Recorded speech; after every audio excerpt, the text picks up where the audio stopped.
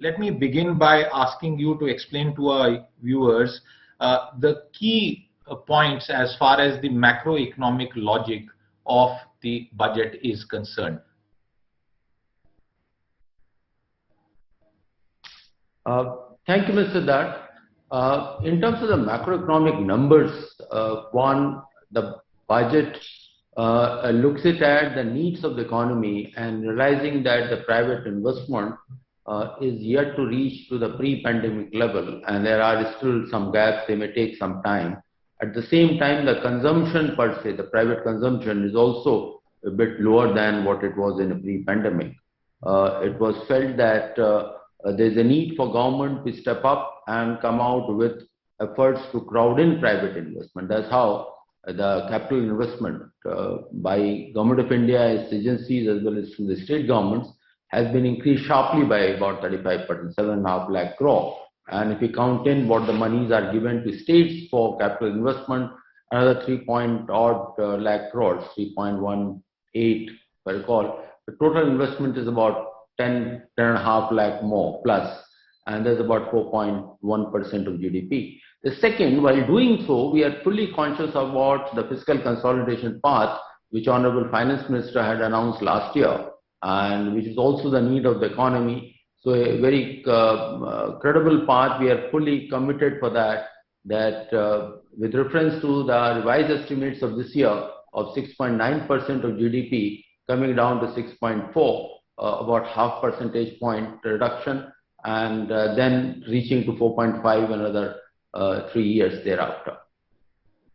Mr. Seth, I will try and address some of the questions that various entities have raised post the presentation of the budget. One of these questions is regarding the increase in overall expenditure, and it is said that it is only 4.6% in nominal terms compared to the revised estimates for the current year. How would you respond? See, one should be conscious of this fact that the pandemic year, 2021, required a massive response from the government in a selected manner. And government was very judicious in providing a targeted support to those who needed it, and plus investment in health infrastructure and so on. And but that's not the normal fiscal stance year after year. And as a result, the fiscal deficit in that particular year was 9.2%, which is the fact function of both. One, revenue is not getting realized fully because of the pandemic impact, but at the same time, expenditure going up. For this year and the 21-22 build upon the same thing, bring it down. But the fiscal consolidation can happen only when the less productive expenditure, I'm saying the less productive, doesn't mean that whatever is other expenditure is not productive, has to be allowed to grow less than the normal growth in the economy. Only then we get the fiscal math correct. So it has to be seen in that context.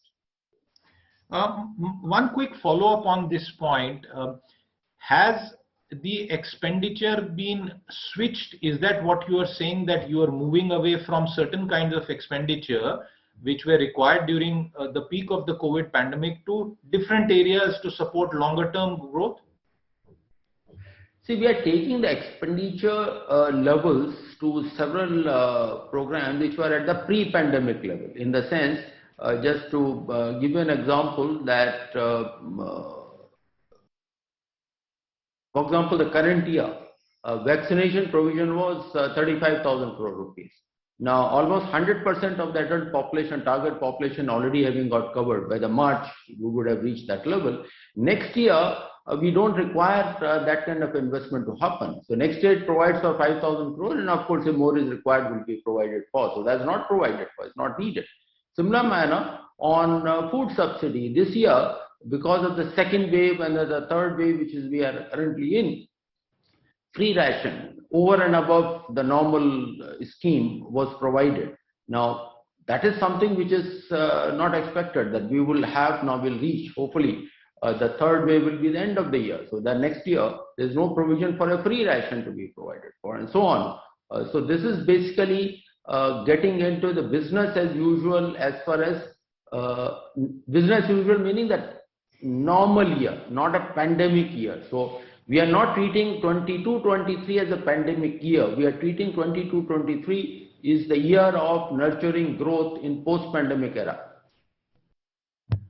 Year of 2023 is nurturing growth in post-pandemic era, and therefore the next question, again, we've been trying to get feedback, and I'm taking that question from the feedback.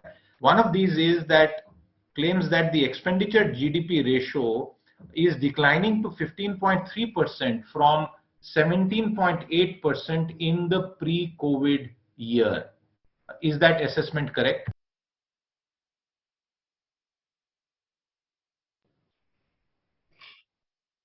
We have to look at the totality of the aspect. So what the budget has tried to do is in terms of providing fully for on the expenditure side for the normal schemes, including the subsidy schemes, at the same time stepping up on the capital side. So I'm not sure what the numbers you are talking about, because even in the pre-pandemic 19-20, the fiscal deficit was a reasonable number. Of course, that thereafter, that last year, a lot of transparency has been brought to the budget. So we should not compare it with a pandemic year. That would be my suggestion.